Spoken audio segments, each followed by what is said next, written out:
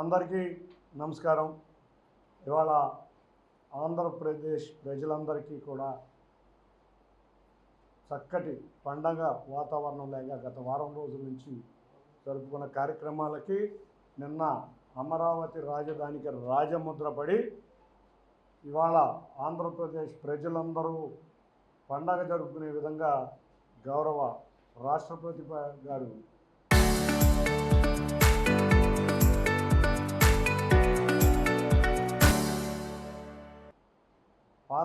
రెండు పార్లమెంట్లో ఆమోదించిన అమరావతి బిల్లుని రాజధానిగా నోటిఫై చేసే విధంగా ఉండే బిల్లుని వారు రాజముద్ర వేసి గెజిట్ నోటిఫికేషన్ కేంద్ర ప్రభుత్వం ద్వారా రిలీజ్ అయినందుకు ముందుగా అందరికీ కూడా ధన్యవాదాలు తెలుపుకుంటున్నాం. ఎందుకంటే మనం చూస్తే గత 50 సంవత్సరాల నుంచి కూడా ఈ ఆంధ్రప్రదేశ్, ఇప్పుడు విభజించబడిన ఆంధ్రప్రదేశ్ ఎప్పుడూ కూడా ఒక రాజధాని లేకుండా ఎన్నో ఇబ్బందులు పడతా ఉంది. ఆ రోజు మద్రాసు రాష్ట్రం నుంచి విడిపోయినాక కర్నూలు రాజధాని అనుకున్నాం, కానీ ఉమ్మడి ఆంధ్రప్రదేశ్గా హైదరాబాద్ రాజధాని అనుకుని అందరం కూడా హైదరాబాద్ రాజధాని కింద హైదరాబాదుని అభివృద్ధి చేశాం. అన్నిటికన్నా ముఖ్యంగా 2 రాష్ట్రాలు విడిపోయినాక మనం హైదరాబాద్ నుంచి మనకి రాజధాని కావాలి అని అందరం అనుకున్న సమయంలో గౌరవ ముఖ్యమంత్రి వర్యులు రాష్ట్రం మధ్యలో అమరావతి ఉండాలి, రాజధాని ఉండాలి అని ఆ రోజు అందరినీ ఒప్పించి, ఆఖరికి అక్కడ ఉన్న ప్రతిపక్ష నేతను కూడా ఒప్పించి అమరావతి రాజధాని ప్రారంభించడం జరిగింది. ఆ రోజు అందరూ కూడా రాజధానిని సమర్థించడం జరిగింది. ఆ రోజు అసెంబ్లీ వేదికగా 35,000 ఎకరాలు ఏంటి, 50,000 ఎకరాలు కావాలి రాజధానికని ఆ రోజు ప్రతిపక్ష నేత అసెంబ్లీ వేదికగా మాట్లాడటం మనం అందరం కూడా ప్రత్యేక సాక్షులమే. ఆ విధంగా ప్రారంభించిన అమరావతి ఆ రోజు ప్రధానమంత్రి గారి చేతుల మీదుగా ప్రారంభమైన ఈ అమరావతి దురదృష్టవశాత్తు 2019 ఎన్నికల ముందు ఒకటే మాట అన్నాడు, నేను ఇక్కడ చక్కటి ప్యాలెస్ కట్టాను కాబట్టి అమరావతి అనేది రాజధాని ఇక్కడే ఉంటుంది, అమరావతి రాజధానిలో నేను ప్యాలెస్ కట్టాను, చంద్రబాబు నాయుడు గారు ఇల్లు కూడా కట్టలేదని చెప్పి ప్రజలను మభ్యపెట్టి ఒక్క ఛాన్స్ ప్రభుత్వంతో అధికారంలోకి వచ్చిన ఈ ఊసరవెల్లి జగన్ రెడ్డి అధికారంలో రాగానే ఎన్ని మాటలు మార్చారో మనం కూడా చూసాం. 3 రాజధానులు అన్నారు, కొంచెంసేపు నాగార్జున యూనివర్సిటీలో రాజధాని అన్నాడు, తర్వాత ఆఖరికి 3 రాజధానులని ఎక్కడా కూడా 3 రాజధానుల్లో ఎక్కడా కూడా మట్టి కూడా వేయలేని పరిస్థితి. ఎందుకంటే ఆంధ్రప్రదేశ్ ప్రజల యొక్క ఆకాంక్షల్ని ఆ రోజు మనం చూస్తే కోర్టులు న్యాయస్థలాలే కాదు, ఒక పత్రికా ప్రతినిధులుగా మీరందరూ కూడా పోరాటం చేశారు. నిజంగా పత్రికా ప్రతినిధులకు కూడా ధన్యవాదాలు తెలుపుకోవాలి. ఎందుకంటే వాళ్ళ అమరావతి నిలబడిందంటే ముఖ్యంగా రాజధాని రైతుల త్యాగం. రాజధాని రైతులందరూ కూడా రాజధాని రైతులు తమ భూములు, విలువైన భూములు పైసా తీసుకోకుండా ఆ రోజు వాళ్ళు చంద్రబాబు నాయుడు గారు అంటే ఒక నమ్మకం, ఒక భరోసా పెట్టుకుని పైసా తీసుకోకుండా భూముల్ని త్యాగం చేశారు. త్యాగం చేయటమే కాదు, తర్వాత కాలంలో ప్రభుత్వం అధికారంలోకి వచ్చినాక 2019 నుంచి 24 వరకు జగన్ రెడ్డి ముఖ్యమంత్రిగా ఉన్న సమయంలో వాళ్ళందరూ కూడా పోరాటం చూసాం. వాళ్ళని ఎన్ని హింసలు పెట్టారో, ఈ నరకయాతన చూపించారో, మహిళలను అని వినకూడని అసభ్య పదజాలాలను కూడా వాడి వాళ్ళని చిత్రహింసలు పెట్టి రకరకాలుగా హింసించి వాళ్ళు ఏం చేశారు, వాళ్ళు నిరసన ప్రదర్శనలు తెలుపుతున్నా కూడా వాళ్ళ మీద కేసులు పెట్టి హింసించి వాళ్ళు అయినా కూడా మా ప్రాంతం అభివృద్ధి చెందాలి, రాజధాని అమరావతి దేశంలోనే బ్రహ్మాండమైన నగరం కింద అభివృద్ధి చెందాలి, ఆంధ్రుల కోరిక రాజధాని కావాలనే దానికి వారు ముందుండి పోరాడిన రైతుల త్యాగ ఫలమే ఇవాళ మన రాజధాని అమరావతి. అంతేకాకుండా రెండో వ్యక్తి గౌరవ ముఖ్యమంత్రి నారా చంద్రబాబు నాయుడు గారు, ఆయన అనుకున్నదే తడవుగా అమరావతి అంటే 4 భవనాలు కాదు, అమరావతి అంటే ఒక ఆర్థిక శక్తిగా ఉండాలి రాష్ట్రానికి, హైదరాబాదు ఆర్థిక శక్తిగా ఉంది. హైదరాబాద్ నగరం ఆర్థిక శక్తి వల్లే తెలంగాణ రిచెస్ట్ స్టేట్గా డెవలప్ అయింది అని ఆయన వక్కానించడమే కూడా మనం రికార్డులు కూడా పరిశీలిస్తే 1.53 lakh crores ఉన్న తెలంగాణ తలసరి ఆదాయంలో 1.03 lakh crores ఓన్లీ హైదరాబాద్ వల్ల వస్తుంది అంటే మనం అర్థం చేసుకోవాలి రాజధాని యొక్క అవసరం ఏ విధంగా ఉందో. అంటే మన అమరావతి అనే నగరం వస్తే మన రాష్ట్ర తలసరి ఆదాయమే కాదు, మన బిడ్డల భవిష్యత్తు బాగుంటుందని ఆయన తలంచి ఆ రోజు ఆయన ఒక్క మాట పిలిస్తే 53 రోజుల్లో రైతులందరూ ఏకగ్రీవంగా 26,000 మంది రైతులు 33,000 ఎకరాలు మాట్లాడకుండా ఆయనకి ఇచ్చారు అంటే ఆయన మీద ఉన్న నమ్మకం, ప్రజల్లో ఉన్న ఆయన మీద ఉన్న విశ్వాసం. అటువంటి వ్యక్తి ఈ రాజధాని రావటంలో ముఖ్య భూమిక. చూస్తే ఎవరో కూడా ఈ బిల్లు రాదు, ఇవాళ వీళ్ళు ఏ కబుర్లు చెబుతున్నారు అని ముందు రకరకాల వ్యాఖ్యానాలు చేశారు. కానీ పార్లమెంటు వేదికగా బిల్లు రావటమే కాకుండా ప్రధానమంత్రి గారితో మాట్లాడి, హోంమంత్రి గారితో మాట్లాడి రాజధాని బిల్లును ప్రవేశపెట్టడమే కాకుండా దేశ చరిత్రలో ఒక రాష్ట్ర రాజధానికి నోటిఫికేషన్ ఫస్ట్ తెచ్చిన వ్యక్తిగా ఖ్యాతి చెందిన వ్యక్తి గౌరవ ముఖ్యమంత్రి నారా చంద్రబాబు నాయుడు గారు. ఇక్కడ మీరు ఇంకొక విషయం కూడా అర్థం చేసుకోవాలి. లోక్సభలో రాజ్యసభలో బిల్లు వచ్చిన సందర్భంగా మనం చూస్తే 2 రోజుల సమయమే మిగిలి ఉంది. 12:15కి లోక్సభలో బిల్లు ప్రవేశపెడితే 12:15కి అన్ని పక్షాలు కూడా అమరావతి ఇమ్మీడియట్గా కావాలి, దీని మీద ముందు చర్చిద్దాం అని 12:15కి అదే రోజు లోక్సభలో అన్ని పక్షాలు కూడా చర్చకు ఒప్పుకోవడం, అది అమరావతికి ఉన్న విశిష్టత. అంతేకాకుండా మీరు చూస్తే ఆ రోజు లోక్సభలో అన్ని పక్షాలు, ఇండియాలో ఉన్న ప్రతి పక్షం కూడా అమరావతి రాజధాని రావాలి, అమరావతి రాజధాని. ఇప్పటికే ఆంధ్రప్రదేశ్ రైతులు చాలా ఇబ్బందులు పడుతున్నారు, మహిళలు ఇబ్బంది పడ్డారు, అమరావతి రైతులు వాళ్ళకి న్యాయం చేయాలి, ఆంధ్రప్రదేశ్ రాష్ట్రానికి న్యాయం చేయాలి, రాజధాని రావాలని ముక్త కంఠంతో అటు విపక్షం ఇటు స్వపక్షం ముక్త కంఠంతో యునానిమస్గా బిల్లుని సపోర్ట్ చేస్తే మన దురదృష్టవశాత్తు ఇక్కడ ఉన్న ప్రతిపక్షం కూడా హోదా లేని ఒక పార్టీ, వైసీపీ పార్టీ, ఆ రోజు బిల్లుని వ్యతిరేకిస్తూ వాకౌట్ చేయడం జరిగింది. లోక్సభలో ఆ స్టాండ్ తీసుకుంటే రాజ్యసభ వచ్చే సమయానికి అన్ని పక్షాలు మళ్ళీ సమర్థించినాయి. చూస్తే చర్చను లోక్సభలో కానీ రాజ్యసభలో కానీ ప్రారంభించింది కాంగ్రెస్ పార్టీ కూడా ఆఖరికి బ్రహ్మాండమైన మాటలు చెప్పి అమరావతి రైతులకి, అమరావతి మహిళలకి బాసటగా నిలిచింది. మాకు అన్ని పార్టీలు, ఆఖరికి శివసేన 2 పార్టీలు, నేషనల్ కాన్ఫరెన్స్ ఎన్సీపీ 2 పార్టీలు, జమ్మూ కాశ్మీర్లో ఉన్న పార్టీల కాంచి కన్యాకుమారి వరకు ఉన్న అన్ని పార్టీలు మాకు అండగా నిలిచి అమరావతికి నిలిపితే రాజ్యసభలో బిల్లుని వ్యతిరేకిస్తున్నాం. క్లియర్గా వాళ్ళు చెప్పిన వాయిస్ మీరు చూస్తే బిల్లుని వ్యతిరేకిస్తున్నాం అని వాకౌట్ చేశారు. అంటే లోక్సభలో ఒక స్టాండ్, రాజ్యసభలో ఒక స్టాండ్. వాళ్ళ స్టాండ్ వాళ్ళకే అర్థం కాదు. ఇక ప్రతిపక్ష హోదా కూడా కోల్పోయిన Pulivendula MLA Jagan Reddy press meet పెట్టి ఆ రోజు బిల్లు వస్తుంటే ఏంటండి ఆ మాటలు? ఒక వెటకారం. రాజధాని అంటే మేమందరం కూడా ఒక సెంటిమెంట్, మాకు రాజధాని అంటే మాకు ఒక అవినావభావ సంబంధం ఉండేది. ఇదివరకు ఆ కంబైన్ రాష్ట్రంలో హైదరాబాద్ అంటే మాకు ఎంత అవినావభావ సంబంధం ఉందో, మాకెంత సెంటిమెంట్ ఉందో, అదేవిధంగా ఆంధ్రప్రదేశ్ రాజధాని కూడా అదే సెంటిమెంటు, అదే అవినావభావ సంబంధం ఉండాలని మేము కోరుకుంటాం. మనం చూస్తే వాళ్ళు లోక్సభలో అంటారు కలకట్టాలో 50,000 ఎకరాల్లో ఉంది, బాంబే 11,000 ఎకరాల్లో ఉంది, మీకు అందుకే అంత పెద్ద రాజధాని లోక్సభలో వ్యాఖ్యానించడం చూస్తుంటే అంటే కట్టకూడదా మనం? బొంబాయి మించిన నగరాన్ని కట్టకూడదా? లేకపోతే మనం హైదరాబాదు మించిన నగరాన్ని కట్టకూడదా? లేదా కలకత్తా మించిన నగరాన్ని కట్టకూడదా? ఏంటి వీళ్ళ ఉద్దేశం? ఇంకోటి అంటారు, అసలు రాజధాని విస్తీర్ణం ఎంతో చెప్పండి. హైదరాబాద్ విస్తీర్ణం ఇప్పటికీ చెప్పగలిగామా?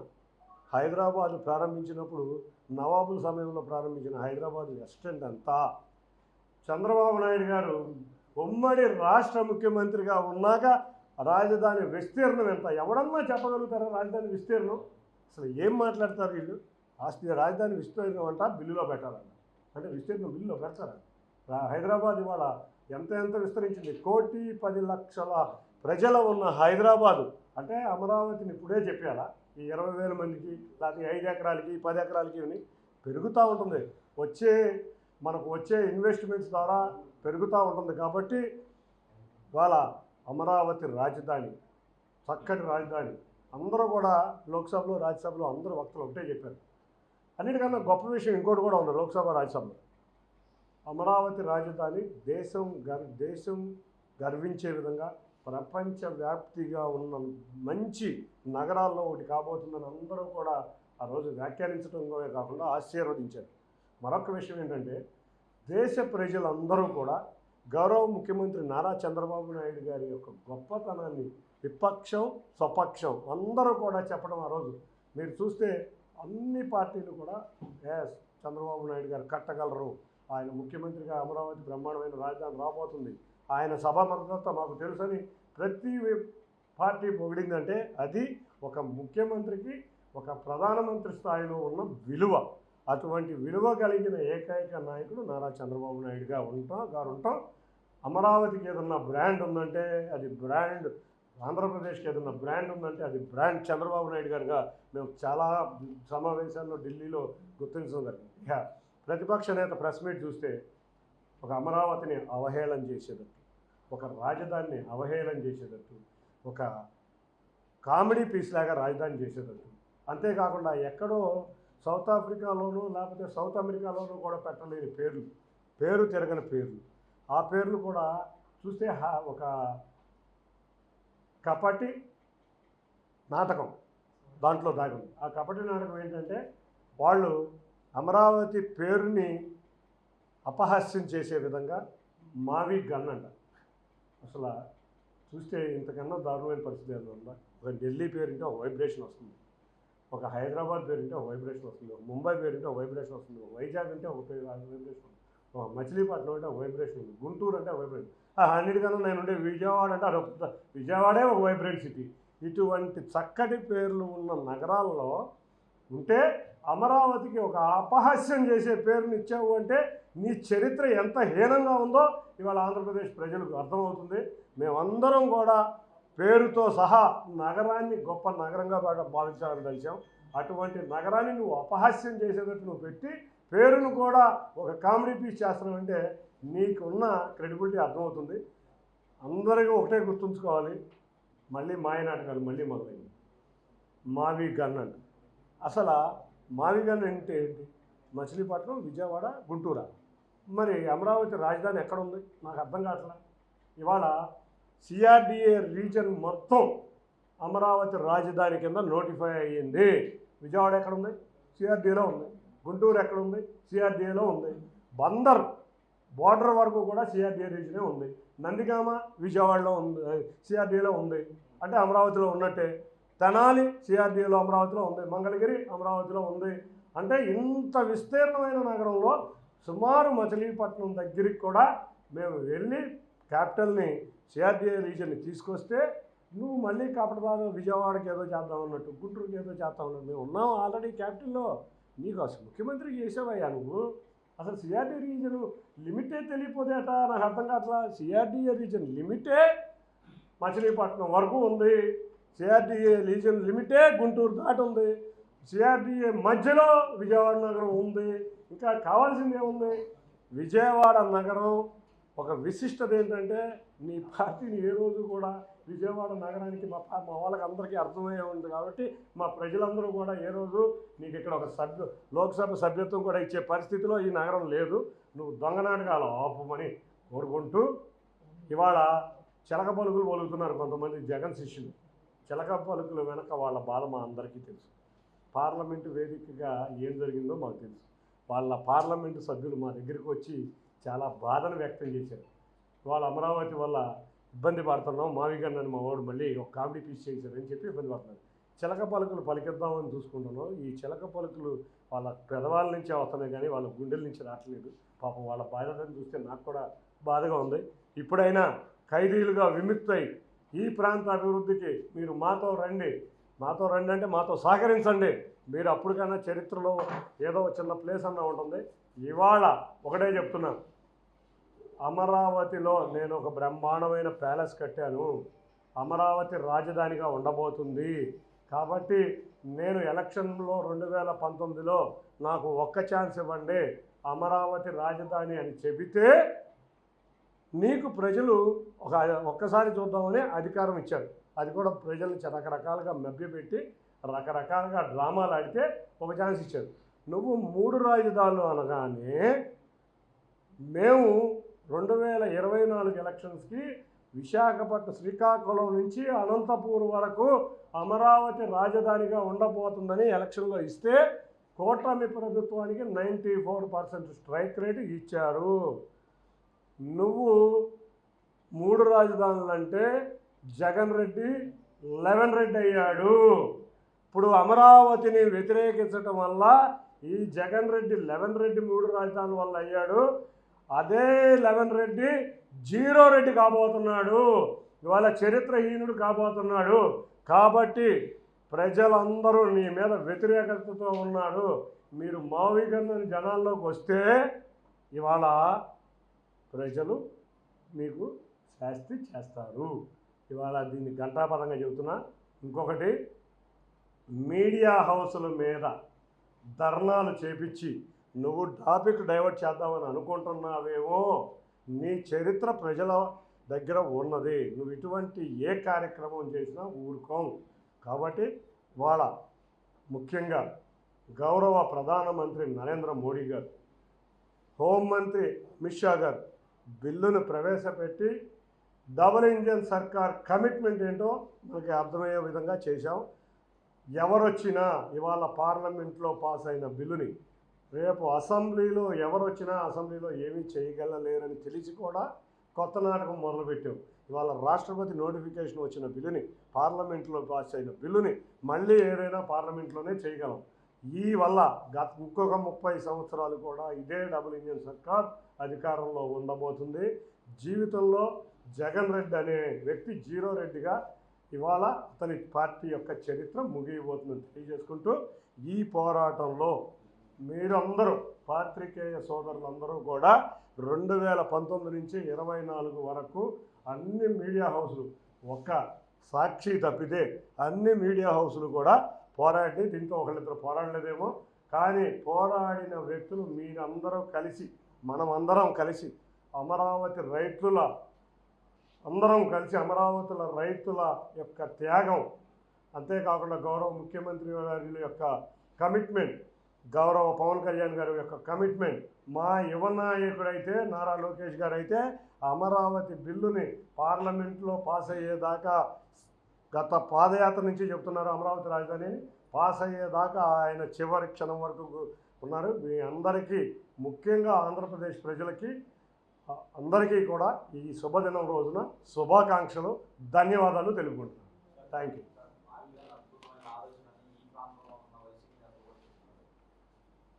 మావిగన్ విజయవాడ కట్లో ఉంది, గుంటూరు కట్లో ఉంది. మావిగన్కి అర్థం ఏంటో తెలియదు. మేమందరం కూడా ఒకటే అంటున్నాం, మా పేరు నుంచి అడగొట్టదు. మాకు విజయవాడ అంటే ఒక వైబ్రెంట్, గుంటూరు అంటే ఒక వైబ్రెంట్. అమరావతి ప్రాంతంలో గుడివాడ, విజయవాడ, గుంటూరు వంటి ప్రాంతాలన్నీ ఈ అమరావతి దానిలో భాగం. ఈ భాగం అయినాయి కాబట్టే ఇవాళ ప్రజలందరూ పండగ చూసాం. దీపావళి ఎప్పుడో సెప్టెంబర్ అక్టోబర్లో రావాల్సిన దీపావళి మొన్న వచ్చి రాష్ట్ర ప్రజలందరూ దీపాలు వెలిగించి పండగ వాతావరణం చేశారు. లిప్ మీద నుంచి వచ్చే మాటలు ఒకటి ఉంటాయి, హార్ట్ నుంచి వచ్చే మాటలు ఒకటి ఉంటాయి. ఇవాళ కామెడీ పీస్ అయిపోయామని అందరికీ అర్థమవుతుంది. ఈ మధ్య ఇందాక కూడా చెప్పాను, పాపం ప్రజలు చాలా సీరియస్గా చంద్రబాబు నాయుడు గారు వచ్చారు, మన పిల్లల భవిష్యత్తు బాగుండాలని, పిల్లలేమో చదువుకుంటున్నారు, ప్రజలేమో వ్యాపారాలు చేసుకుంటున్నారు, రైతులేమో వ్యవసాయం చేసుకుంటున్నారు. సీరియస్నెస్ ఉంది. ఈ సీరియస్నెస్లో కామెడీ మిస్ అయింది. ఈ కామెడీ మిస్ అయిన టైంలో కామెడీ పీస్ వచ్చింది. ఈ కామెడీ పీస్ ఎవడో కాదు, పులివెందుల ఎమ్మెల్యే జగన్ రెడ్డి. ఈ కామెడీ పీస్ చేసింది ఏంటంటే మావిగ్ గన్ అంట. పేరు మీకు కామెడీ కనిపించలేదా? మీకే, మీ పాత్రికేయ సోదరులందరినీ అడుగుతున్నా.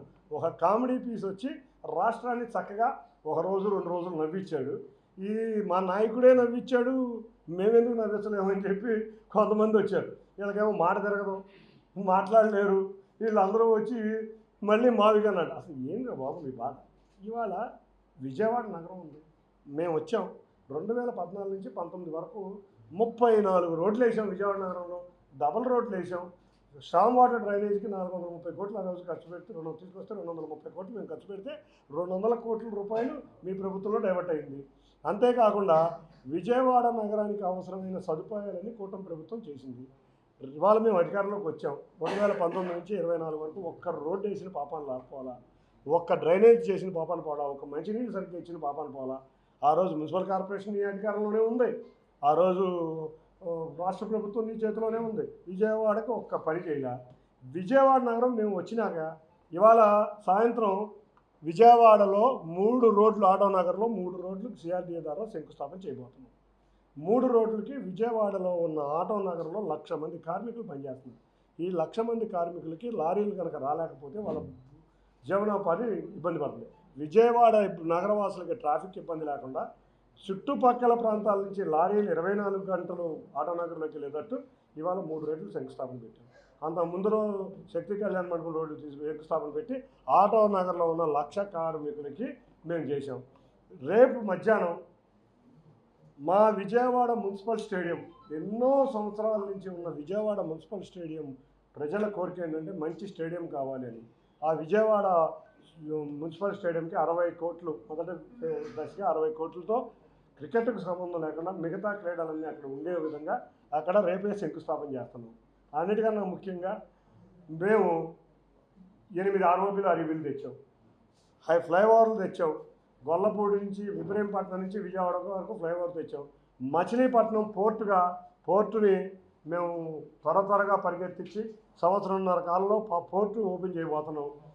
అక్కడ మీరు చూస్తే మచిలీపట్నంలో పోర్టే కాకుండా defence PSC Goa ship yard ఒక వెసల్ మేకింగ్ యూనిట్ కూడా మచిలీపట్నంలో పెట్టబోతుంది.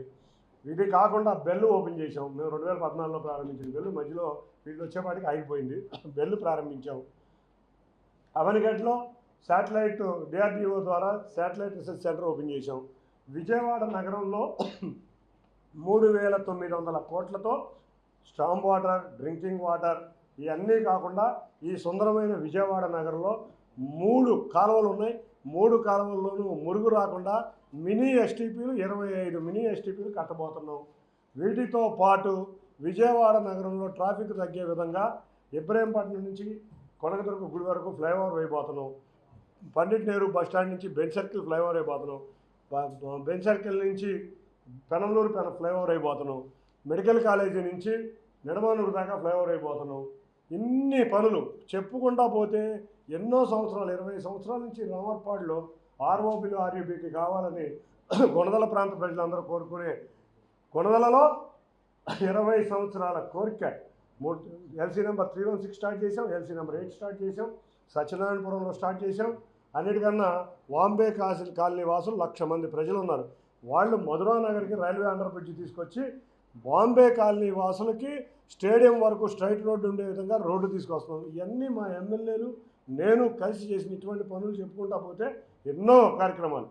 బందర్లో కానీ విజయవాడ కానీ ఒక అభివృద్ధి పదంలో తీసుకెళ్ళబోతున్నాం. ఇవాళ అమరావతి, రేపు రాబోయే సెక్రటేరియట్ ఈ అమరావతిలో ప్రాంతమైన ఈ విజయవాడలో అమరావతి యొక్క సెక్రటేరియట్ కూడా నదికి అవతల పక్కన అడ్మినిస్ట్రేటివ్ క్యాపిటల్ కూడా రాబోతుంది. అంటే ఇదంతా కూడా ఈ విజయవాడ నగరం కూడా ఒక అమరావతి. అంతేకాకుండా గౌరవ ముఖ్యమంత్రి వర్యులు 2014లోనే గ్రేటర్ విజయవాడ చేయాలనుకున్నారు. ఆ గ్రేటర్ విజయవాడ కూడా మేము 2014-19 కోర్టు కేసులు వేయటం వల్ల ఆగిపోయింది. 2016లో కోర్టు కేసులన్నీ, 2019లో కోర్టు కేసులు క్లియర్ అయినాయి.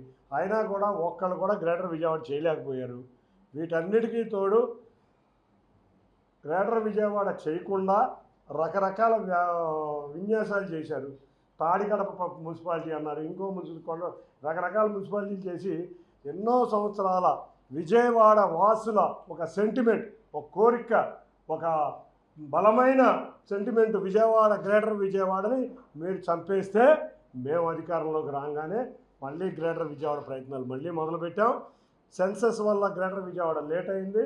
రేపు మార్చికి సెన్సస్ పూర్తవుతాయి. మార్చి తర్వాత అందరం ఎమ్మెల్యేలు, అందరం ఎంపీలు కూడా ఏకగ్రీవంగా గ్రేటర్ విజయవాడ కావాలనుకున్నాం. అటు బాలశౌరి గారు కానీ, అటు పెనంలూరు ఎమ్మెల్యే గారు కానీ, గన్నవరం ఎమ్మెల్యే గారు కానీ, విజయవాడ లోకల్ ఎమ్మెల్యేలు కానీ, అటు మైలవరం ఎమ్మెల్యే కానీ అందరం కూడా గ్రేటర్ విజయవాడ కావాలనుకున్నాం. కాబట్టి విజయవాడ నగర వాసుల కోరిక గ్రేటర్ విజయవాడ కూడా తీసుకుపోతున్నాం. విజయవాడకి ఒక వైబ్రేషన్, ఆఖరికి విజయవాడ ఉత్సవం కూడా చేశాం. విజయవాడని ఒక వైబ్రేషన్ తీసుకొచ్చిన పార్టీ, విజయవాడని ఒక తీసుకొచ్చింది ఏదన్నా ఉంటే ఈ కూటమి ప్రభుత్వం అని ఘంటాపదంగా సగర్వంగా ఒక విజయవాడ వాసిగా సగర్వంగా ఫీల్ అవుతుంది. రెండు విషయాలు వాళ్ళకే కొట్లాట స్టార్ట్ అయిపోయింది. ఎట్లాగంటే మనం ఉత్తరాంధ్ర అని చెప్పి ఎలక్షన్లోకి వెళ్ళాం, కాదు మళ్ళీ మాట మార్చేశాడు మన జగను, కాబట్టి ఇప్పుడు ఇక్కడ అంటున్నాడు మా ప్రాంతవాసులు మమ్మల్ని చాలా ఇబ్బందులు పెట్టే పరుస్తుందని చెప్పి బొత్సాలాంటి నాయకులు మాట్లాడుతున్నారు. ఈ జగన్ ఒక మాటలు సజ్జల ద్వారా బయటకు వస్తూ ఉంది. ఈ ప్రాంతంలో ఈ ప్రాంత ప్రజలు కొట్టుకునేటట్టు చేద్దాం, అక్కడ ట్రై చేసాం, ఎలక్షన్ ముందు వెళ్ళి 3 రాజధానులనే ప్రజలు కొట్టుకుందామని చేస్తే విశాఖపట్నంలో ప్రజలు ఏం చేశారంటే రాష్ట్ర చరిత్రలోనే ఒక 5,40,000తో ఒక భారీ మెజారిటీతో ఒక ఎంపీని గెలిపించారు. అంతేకాకుండా 93,000 మెజారిటీతో మా అధ్యక్షుడు పల్లా శ్రీనివాసన్ గెలిపించారు. అంటే వాళ్ళు అంత వ్యతిరేకంగా 3 రాజధానుల మీద ఘంటాపదంగా వాళ్ళు చెప్పారు. మేము అక్కడికి వెళ్ళి వైజాగ్ వెళ్ళి కూడా మేము చెప్పింది ఏంటంటే అమరావతి మా రాజధాని అన్నాం. కాబట్టి మేము మా స్టాండ్కి లేదు. వాళ్ళు ఏంటంటే ఒకళ్ళు రాయలసీమగా అంటారు, ఒకళ్ళు ఇది అంటారు. కానీ అన్ని ప్రాంతాలు అనంతపూర్లో కూడా మేము చెప్పాం. వాళ్ళు అనంతపూర్లో కూడా అన్ని సీట్లు గెలిచిన పార్టీ మా పార్టీ. అంటే మేము ముక్తఖండంతో ప్రజలందరూ అమరావతి కావాలనుకుంటున్నారు. మేము కూడా ఒకటే ఆలోచించండి, మేము హైదరాబాద్ లాంటి రాజధాని మేము కోరుకోవట్లా, మేము డైవర్సిఫికేషన్ ఆఫ్ డెవలప్మెంట్ మేము కోరుకుంటున్నాం. మేము విశాఖపట్నంలో పరిశ్రమలు, విశాఖపట్నంలో తిరుపతిలో పరిశ్రమలు, తిరుపతిలో అనంతపూర్లో కర్నూలులో పెట్టబోతున్నాం. మీరు చూస్తే ఒక ఐటీ హబ్గా, ఒక ఏఐ డేటా సెంటర్ హబ్గా, ఒక స్టీల్ ప్లాంట్లు ఇవన్నీ విశాఖపట్నానికి తీసుకురాబోతున్నాం. ఆటోమొబైల్ ఇండస్ట్రీ చిత్తూరుకు తీసుకురాబోతున్నాం, చిత్తూరు నెల్లూరు. ఒక ఎలక్ట్రానిక్ ఇండస్ట్రీ, ఒక డిఫెన్స్ క్లస్టరు అనంతపూర్కి తీసుకురాబోతున్నాం. ఒక ఏరోస్పేస్ ఇండస్ట్రీ, ఒక డ్రోన్ సిటీ, ఒక సోలార్ పార్కులు కర్నూలు తీసుకురాబోతున్నాం. త్వరలో చంద్రబాబు నాయుడు గారు చెప్పిన కర్నూలు బెంచ్ కూడా చేసి చూపిస్తామని తెలియజేసుకుంటున్నాం.